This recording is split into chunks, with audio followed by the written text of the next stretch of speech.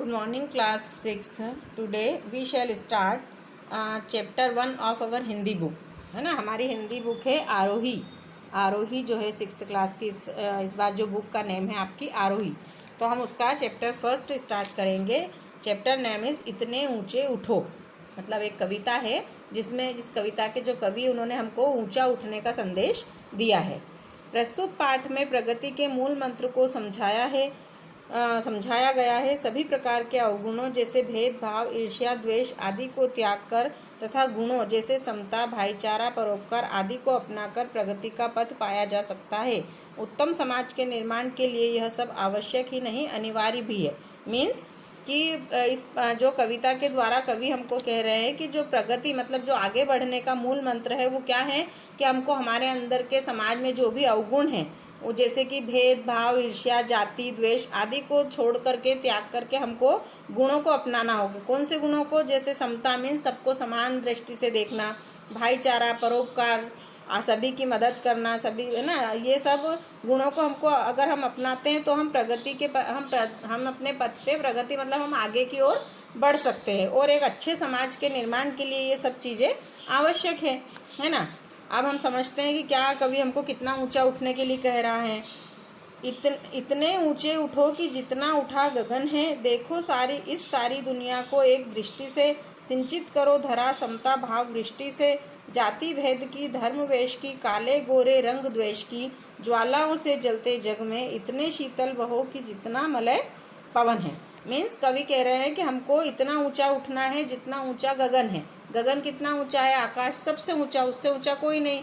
तो हमको कवि गगन के इतना ऊंचा बनने के लिए कह रहे हैं। वो बोल रहे हैं इस सारी दुनिया को हमको एक दृष्टि से देखना है। मतलब हमारे लिए सभी अपने फैमिली जैसे होना चाहिए। कोई छोटा नहीं, कोई गरीब नहीं, कोई अमीर नहीं, है ना। जो कोई अलग जाति का नहीं, सब भगवान के बनाए इंसान है। तो हमको सबको एक दृष्टि से देखना है। और हमको इस धरा को कौन सी वृष्टि मतलब कौन सी बारिश से सींचना है? सबको समान भाव की दृष्टि से देखना और समान भाव की वृष्टि से इस धरा को हमको सींचना है।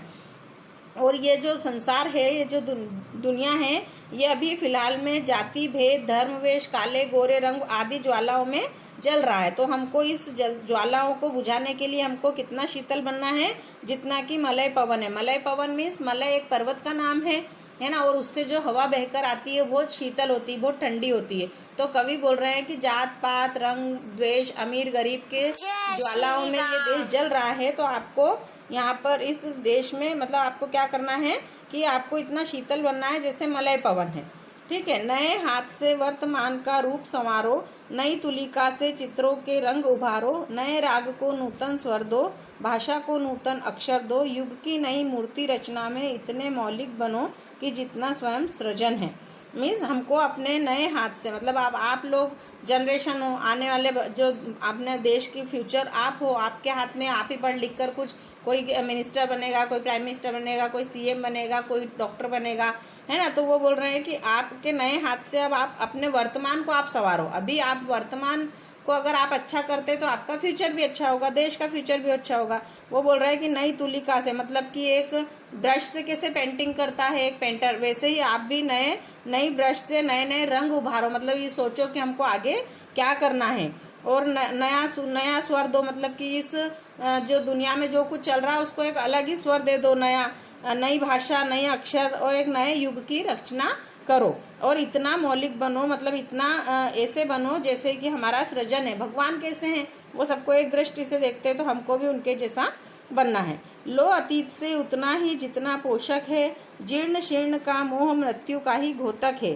तोड़ो बंधन, रुके न चिंतन, गति जीवन का सत्य चिरंतन, धारा के शाश्वत प्रवाह में इतने गतिमय बनो कि जितना परिवर्तन है। फिर बोल रहे हैं कि आप अपने अतीत से उतना ही लो। मतलब जो अतीत जो बीत चुका अब आप उसको सुधार तो नहीं सकते, जो गया वो तो गया, लेकिन हमको उससे सीखना है कि अब हमने उसमें क्या बुरा काम किया या हमसे क्या हम कर सकते थे और नहीं किया, तो हम उससे सीख करके आगे बढ़े, है ना। जीर्ण शीर्ण का मोह मृत्यु का घोतक है। मतलब ज़्यादा अगर हम किसी से जो बीत गया और उससे हम मोह रखते रहेंगे, उसी को याद करके रोते रहेंगे, तो ये हमारे लिए मृत्यु के समान है।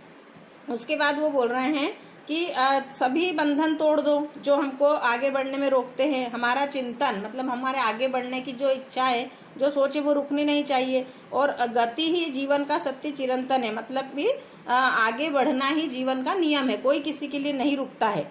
तो वो बोल रहे हैं इसी तरह से धारा के शाश्वत प्रवाह में, मतलब इस जो समय बह रहा है उस समय के साथ साथ हमको भी इतना गतिमय बनना है जितना परिवर्तन है। परिवर्तन मतलब हर पल ये संसार जो है वो परिवर्तन हो रहा है, कभी किसी के लिए कुछ चीज़ें रुकती नहीं है।